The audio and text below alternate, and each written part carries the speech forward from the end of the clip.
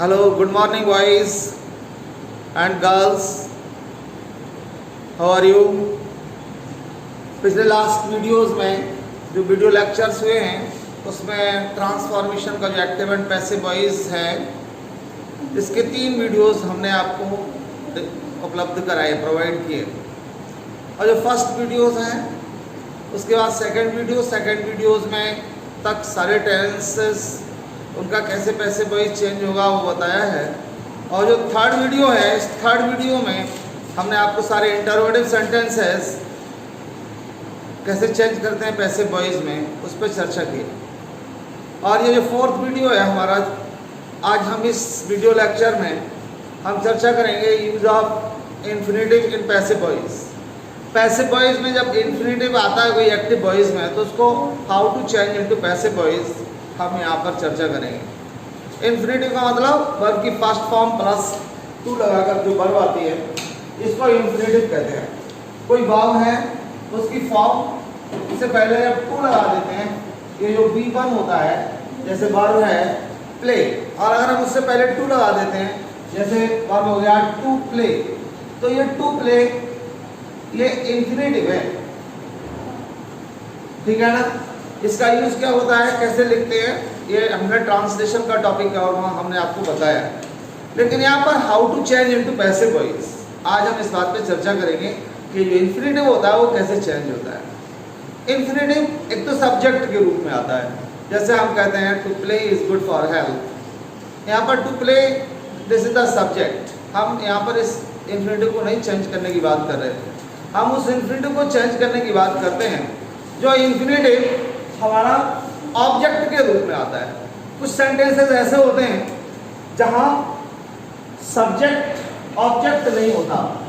जैसे मैं एक एग्जांपल दे रहा हूँ, जैसे my teacher advised me, my teacher sentence है my teacher advised me,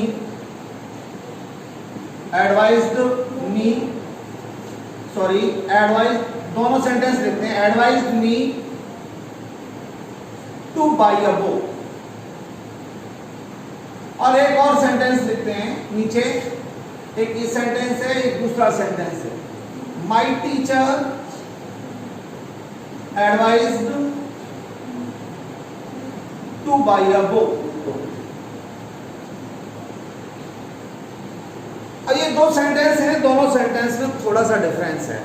difference क्या है हम इस पे चर्चा करते हैं। पहले डिफरेंस ये है कि यहाँ पर ये मी ऑब्जेक्ट आ गया और इसके बाद ये इन्फिनेटिव है टू बाय अ बुक। और इस सेंटेंस में जो सेकंड सेंटेंस है माय टीचर एडवाइज्ड, यहाँ पर ऑब्जेक्ट नहीं है, इस ऑब्जेक्ट के स्थान पर इन्फिनेटिव लिखा है। जब कोई सेंटेंस ऐसा आता है, ध्यान रखेंगे, जब कोई सेंटेंस ऐसा आता है जिसमें ऑब्जेक्ट है तो इसको जब हम पैसिव वॉइस में बदलेंगे तो केवल जहां तक ऑब्जेक्ट होता है केवल उतने सेंटेंस को ही हम पैसिव वॉइस में चेंज करते हैं। यहाँ पर केवल ये मी तक का जो सेंटेंस है केवल इतना सेंटेंस चेंज करेंगे। We change the only that part of the sentence into passive voice where the object contains. Okay? यहाँ जो ऑब्जेक्ट है वहां तक हम इसको चेंज करेंगे। अब जब इतना चेंज करेंगे तो इसका जो मी ऑब्जेक्ट है इसको हम आगे लाएंगे और ये बन जाएगा I was advised, क्योंकि पास्ट इंडेफिनिट टेंस है।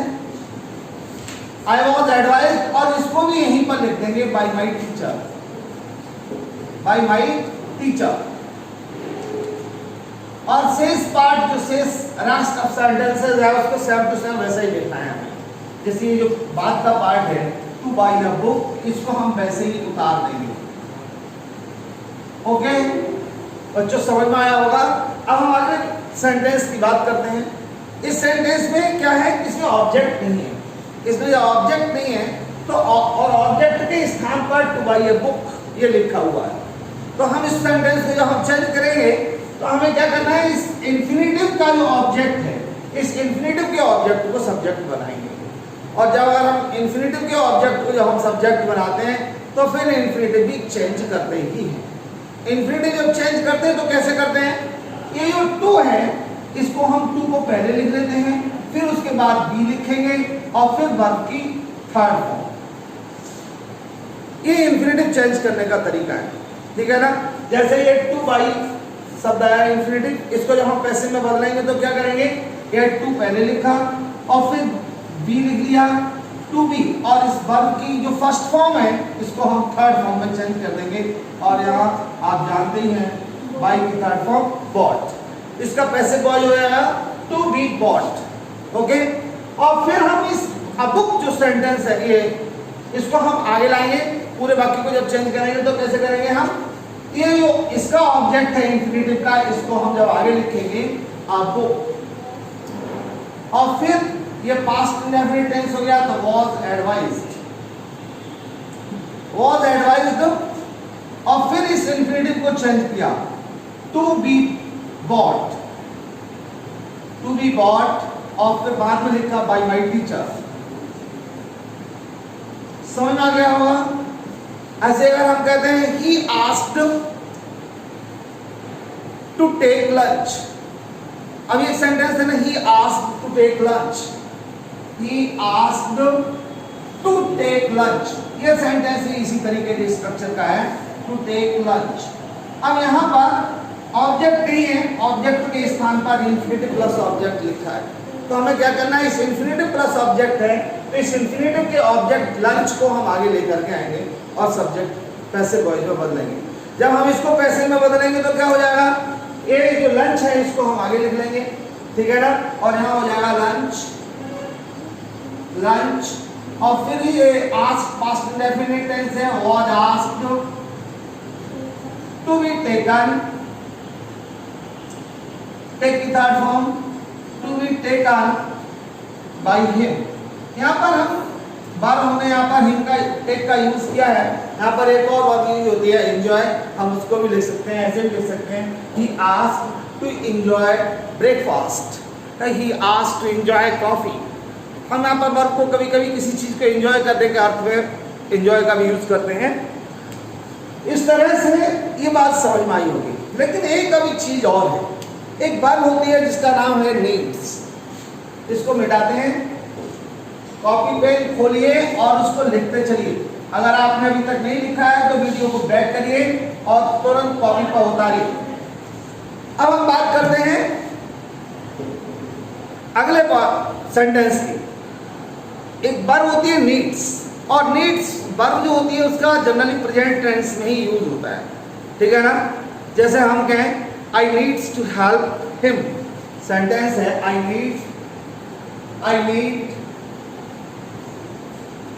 Need to help him.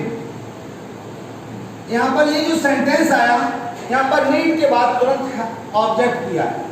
इस नीड वर्ब को प्रेजेंट इंडेफिनिट टेंस में यूज करते हैं, इसको हम दोबारा चेंज नहीं करते, इसलिए इस वर्ब का टेंस नहीं बदलेंगे हम। लेकिन जब हम इंफिनिटिव के ऑब्जेक्ट को इसको हमें बदलना होगा, जब हम इसको पैसिव में बदलेंगे तो, लेकिन रूल्स हमारा वही है। कौन सा बताया था, याद रखना, टू प्लस बी, याद रखना। हमें ऑब्जेक्ट जब आता है तो हमें उसको चेंज करने का वही तरीका है, to plus be plus one की थर्ड फॉर्म। इसको भी जब हम चेंज करेंगे तो वैसे ही चेंज करेंगे, और लेकिन शेष चीजें वैसी रहेंगी। जब हम इसको चेंज करेंगे तो क्या हो जाएगा, पैसिव वॉइस में बदलेंगे तो ही, और नीड के साथ जब ही हमारा सिंगुलर है तो एस लग करके आएगा, ही नीड्स, और फिर हो जाएगा to be help, okay, to be helped by him, sorry by me. समझ में आ गया होगा। अब हम अगले स्ट्रक्चर की बात करते हैं। कुछ सेंटेंसेस होते हैं, कुछ वर्ड्स होती हैं जिनके बाद टू प्लस इन्फिनिटिव लिखा होता है। ऐसी पहले हम दो वर्ब के बारे में बात करते हैं। एक वर्ब होती है इजेमा और एक वर्ब होती है वाज वर्ब। एक वर्ब होती है इज, वर्ब बी की जो फर्स्ट फॉर्म है, ठीक है ना, इज एंड आर, और है वाज, और फिर वर। वाज वर्ब ये पास्ट फॉर्म है और ये दोनों प्रेजेंट फॉर्म है। इनके बाद भी जब हमारी इच्छा होती है कोई काम करने की, तो फिर हम जब विलिंग होता है सब्जेक्ट किसी काम को करने के लिए, तो इनके बाद इन्फिनिटिव का यूज होता है। जैसे मैं कहूँ I am to take lunch, इसका अर्थ क्या हो गया, मुझे लंच लेना है। ये I am to take lunch, I am to take lunch, यहां पर मतलब एम के बाद जब टू इन्फिनेटिव आता है तो यहाँ पर इसका मतलब होता है सब्जेक्ट बिलिंग, या हम कहें पास्ट टेंस में भी इसका यूज हो जाता है।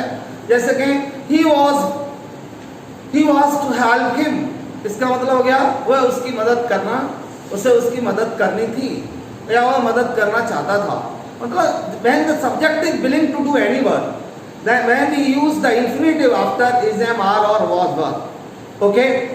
लेकिन अब हम इसको पैसिव वॉइस में कैसे बदलेंगे? तरीका वही है पैसिव वॉइस में बदलने का, लेकिन ध्यान रखेंगे ये वर्ब्स चेंज नहीं होती इनके बाद जब इंफिनिटिव आता है। केवल इतना ध्यान रखना पड़ता है सब्जेक्ट के according to subject verb use होगी जिस टेंस की है उसकी। जैसे ये टेंस है प्रेजेंट सिंपल प्रेजेंट, जिसमें एम आता है आई के साथ, अगर यहाँ पर ही होता तो इज आता। ऐसे ही करेंगे हम जब इसको पैसे में बदलेंगे, लेकिन इस इंफिनिटिव के ऑब्जेक्ट को सब्जेक्ट बनाएंगे जैसे पहले बनाते आए हम। तो इस लंच को आगे लिखेंगे, पेन चेंज करता हूं, लंच, लंच को पहले लिख लिया और फिर इज का यूज किया क्योंकि लंच सिंगुलर सब्जेक्ट है, और इस इंफिनिटिव को चेंज किया तो क्या हो जाएगा इज टू बी टेकन, ठीक है ना। Lunch is to be taken by me, और ये बाय मी आई को बदल करके हम आगे लिख देंगे बाय मी। या एक और एग्जांपल उस सेंटेंस बोला था, she was to help him, she was to help him. When we change this sentence into passive voice, in the same way we have to follow the object of this infinitive we put before, okay? इस object को हम पहले लिखेंगे him को, यहाँ क्या हो जाएगा he, और फिर according to he we use was, और फिर हम इसको भी ऐसे ही चेंज करेंगे, he was to be helped by her, okay boys, समझ में आ रहा होगा। अब हम बात करते हैं कंपल्सन्स की। कुछ सेंटेंस होते हैं जिनमें कंपल्सन्स आता है, और कंपल्सन्स आने के लिए जो वर्ब होती हैं वो होती हैं हैज, हैव, हैड, तीन वर्ब होती हैं जहां सब्जेक्ट को कंपल्सन्स होता है। इनके बाद भी इंफिनिटिव का यूज होता है। कंपल्सन्स के लिए जो बात बताई हैज, हैड और हैड, इनके लिए अलग से भी ट्रांसलेशन में वीडियोस हम डालेंगे। जब ट्रांसलेशन टॉपिक होगा पूरे टेंस हो जाएंगे उसके बाद इनको भी अवश्य देखना, क्योंकि कंप्लीट जब हम धीरे धीरे चीज़ें सीखते हैं स्टेप बाय स्टेप्स तो फिर हमारी इंग्लिश स्ट्रांग होती चली जाएगी, ओके। और इस काम को करना, मैं थोड़ा जूम कर रहा हूँ ताकि केवल बोर्ड पे जो लिख रहा है उसको थोड़ा बड़ा दिखाई देने लग जाए, ओके। अब अच्छा दिख रहा होगा हैज, हैव, हैड, और इनके बाद भी टू प्लस वर्ब की फर्स्ट फॉर्म आती है। जैसे हम कहते हैं he has to help him, ठीक है ना, क्या he has to bring milk, he has to bring milk. कभी कभी सुबह सुबह मॉर्निंग में मम्मी दूध लेने के लिए भेज देती हैं, लेकिन हमारी इच्छा नहीं होती तो हम क्या कहेंगे he has to bring milk, उसे दूध लाना पड़ता है, ठीक है ना। इस तरीके के सेंटेंस का सेंस होता है। कंपल्सन्स होता है, सब्जेक्ट को प्रेशराइज किया जाता है किसी काम को करने के लिए, ठीक है ना। यहाँ पर भी तरीका वही है। ये जो हैज, हैव, हैड है इनको हम चेंज नहीं करेंगे। हैड जो है हैड तो हैड ही रहेगा, लेकिन हैज और हैव के बीच में अगर ये सिंगुलर होगा तो हैज यूज होगा, और प्लूरल है तो हैव का यूज होगा। हमने ट्रांसलेशन में पढ़ा है। तो ये जो मिल्क है इसको हम आगे लिख लेंगे मिल्क, मिल्क को हमने पहले लिखा और फिर यहाँ पर लिखा हैज का हैज रहेगा क्योंकि मिल्क सिंगुलर है। यहाँ पर हम वर्ब को चेंज नहीं करेंगे। मिल्क हैज और फिर to be brought by him. Okay boys, समझ में आ रहा है ना। इसको करना जरूर है, प्रैक्टिस जरूर करना है। डिस्क्रिप्शन बॉक्स भी खोलना है, वीडियो को लास्ट तक देखना। ऐसा नहीं करना कि शुरू में खोला और क्लिक कर दिया। ज्ञान जब हम पढ़ते हैं तो जब तक हम पूरी टॉपिक को क्लियर करके नहीं समझेंगे तब तक हमारी एक्सरसाइज सॉल्व नहीं होगी। आगे को after intermediate when you went into any exams, you will also face such types problems in English. इसलिए इसको पूरा अभी प्रिपेयर करना है। अब मैं एक और एग्जांपल देता हूं हेड का। हेड का मतलब I had to solve questions, मुझे क्वेश्चन सॉल्व करने पड़ते थे, पास्ट टेंस। इसको भी हम ऐसे ही चेंज करेंगे, हेड चेंज नहीं हुआ, पैसिव वॉइस में जब बदलेंगे तो ये जो क्वेश्चन शब्द है यहाँ पर प्लूरल, एस लगाना भूलेंगे हम, यहाँ क्या हो जाएगा क्वेश्चंस। तो क्वेश्चंस प्लूरल है, तब भी हमें हेड का यूज करना है, क्वेश्चंस हेड, और फिर इसको चेंज करना to be solve. Okay, to be solve, और फिर बाय मी। इस तरीके से हम इन वाक्यों को पैसिव वॉइस में बदलते हैं। अब एक स्ट्रक्चर और है, एक यूजलेस सब्जेक्ट होता है हमारा टेम्परेरी, इट और देयर। इन सेंटेंसेस में भी इंफिनिटिव का यूज होता है। ओके, अब हम ऐसे सेंटेंस को लिखेंगे, इनको नोट कर लीजिए। नहीं होता है जल्दी में, अगर होता है पूरा समझना है जिसको स्क्रीनशॉट ले लीजिए और पूरा पढ़िए। ओके, अब हम अगली बात करते हैं use of it. Use of it में भी कहीं कहीं पर इंफिनिटिव का यूज होता है। कुछ एग्जांपल देते हैं, जैसे हम कहें it is time to take tea. अब यहां पर भी वर्ब इसके बाद और ये टू टेक टी, इस तरह से सेंटेंस दिया हुआ है। इसको जब हम पैसिव वॉइस में बदलेंगे तो क्या करेंगे, यहाँ पर भी जो वर्ब है इज, एम, आर, वॉज, वर, इनको हम चेंज नहीं करेंगे और हो जाएगा। लेकिन एक चीज ध्यान रखेंगे इस सेंटेंस में है, क्या ये इसका ऑब्जेक्ट है टी, ये बाद में आया है और हम ऑब्जेक्ट को आगे लाते ही हैं, लेकिन यहाँ पर इट के स्थान पर हम आगे नहीं लाएंगे। जब हम कहाँ लिखेंगे, इससे पहले लिखेंगे फॉर लगा करके। ये जो ऑब्जेक्ट है इन दिस सेंटेंस, पहले मैं बदलता हूँ फिर आपको रूल समझाता हूँ। जैसे सेंटेंस क्या है, it is time to take tea, और जब हम इसको बदलेंगे तो क्या हो जाएगा, it is time for tea. Okay, ये फॉर लगा करके हम यहाँ पर इस ऑब्जेक्ट को लेकर के आएंगे, it is time for T. और जैसा हम इंफिनिटिव चेंज करते आए हैं, हमें वैसे ही इंफिनिटिव चेंज करना है, और क्या हो जाएगा, टू बी टेकन।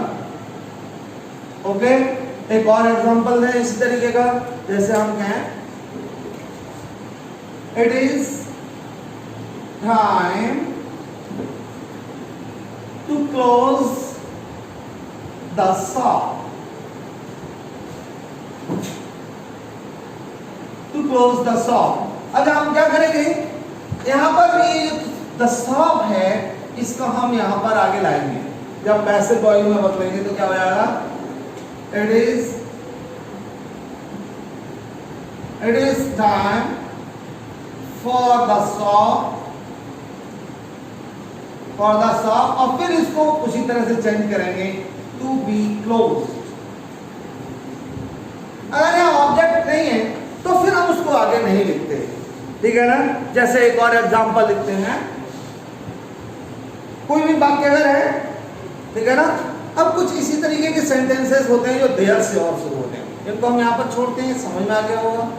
देयर वाले सेंटेंसेस और हैं, उनको भी हम समझते हैं।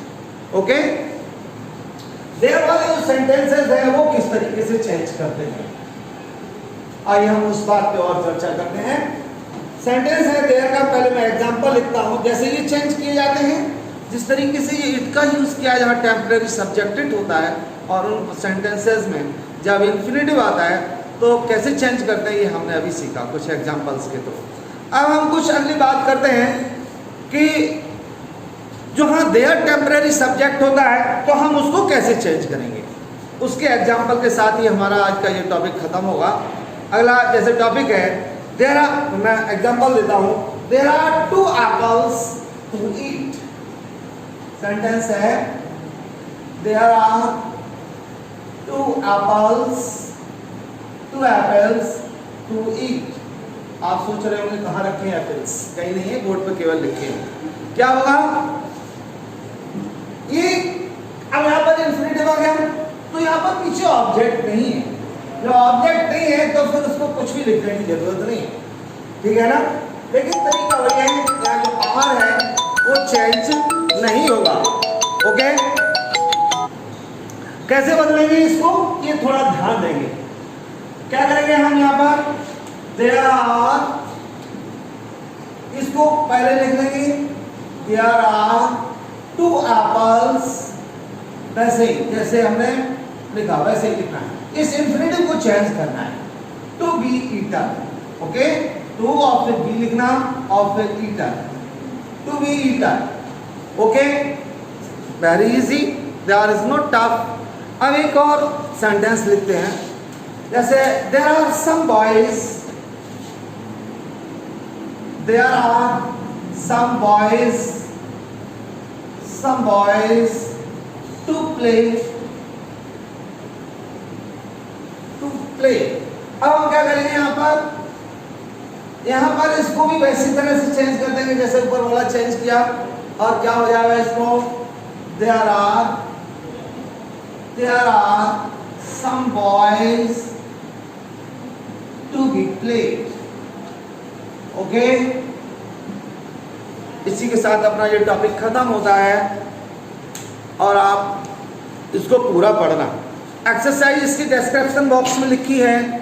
कई स्टूडेंट्स आते हैं और पूछते हैं सर एक्सरसाइज कैसे करें, काम पूरा नहीं हो रहा है हमारा, हम कैसे करें। तो इसके साइड में राइट हैंड पे जो तीर का निशान बन रहा है छोटा सा, उसको आप थोड़ा सा क्लिक करिए, थोड़ी सी उंगली लगाइए, नीचे पूरा डिस्क्रिप्शन बॉक्स खुल जाएगा और उस डिस्क्रिप्शन बॉक्स में आपको एक्सरसाइज मिल जाएगी। पूरी एक्सरसाइज आपको सॉल्व करनी है। जो चीज़ समझ में नहीं आती है तो आप कमेंट बॉक्स में जाकर के लिखिए कि सर ये चीज़ समझ में नहीं आ रही, इसको ज़रा change, how to change this sentence into passive voice. अगर आप उसको लिखेंगे तो फिर मैं वहाँ पर आपको रिप्लाई दूंगा। ये हो सकता है कि मैं तुरंत रिप्लाई न दे पाऊँ, लेकिन विद इन 24 आवर्स आपको रिप्लाई मिल जाएगी, उसका आंसर आपको मिल जाएगा। और आप थोड़ी सी प्रयास करेंगे, इस कोरोना के समय में आपको घर पे बेटा पढ़ना है और इस काम को थोड़ा ध्यान देंगे। थैंक्स, आप जो स्नेह देते हैं उसके लिए बहुत बहुत थैंक्स।